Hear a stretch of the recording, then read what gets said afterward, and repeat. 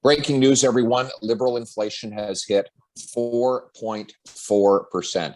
This is the highest rate of inflation since 2003.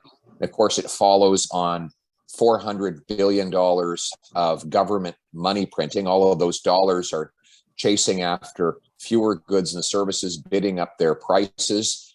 The result, of course, is a higher cost of living for everyday Canadians, hitting the poorest people the hardest.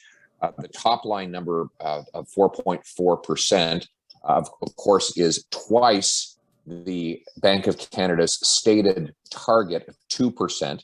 We're now more than half a year where the bank target of 2% has been exceeded by the real reported CPI. Now, the CPI, or Consumer Price Index, of course, understates inflation because it does not capture things like the reduced amounts of food that companies put in the packaging that they charge you for, nor does it capture the true rise in house prices.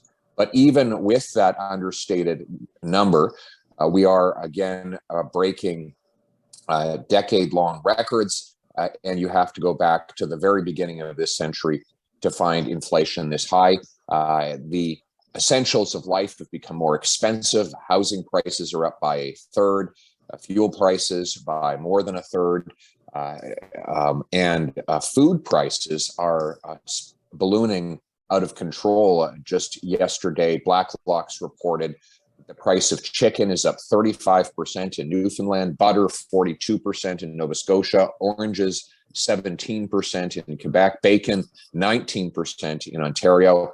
So working class wage earning people are seeing their paychecks shrink in real value as the cost of everything goes up in relative terms.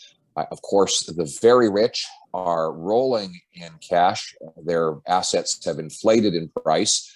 Their stocks, their mansions, their bonds, their gold, and other assets are becoming more pricey, which means their net worth rises, while the working class people see their real wages drop. Massive wealth transfer from the have-nots to the have-yachts. Of course, this is all part of the Liberal inflation tax. Governments print money to pay their bills, thus driving up the cost of everything. Instead of just raising your taxes directly, which Liberals would love to do, they do it in a stealth and silent way by simply printing cash, flooding the marketplace with that cash, bidding up the price of goods, and leaving you with the bill. But we will fight back. We're going to fight against money printing in favor of sound money.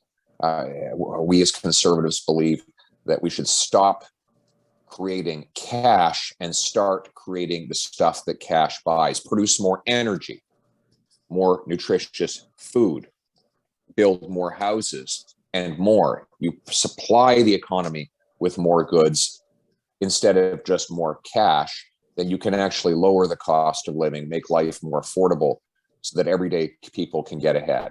That's what our leader, Aaron O'Toole, is fighting for. It's what our Conservative caucus believes in, and that is what we will do as soon as the Parliament resumes. End the inflation tax, restore sound money, make more, cost less, paychecks, not debt.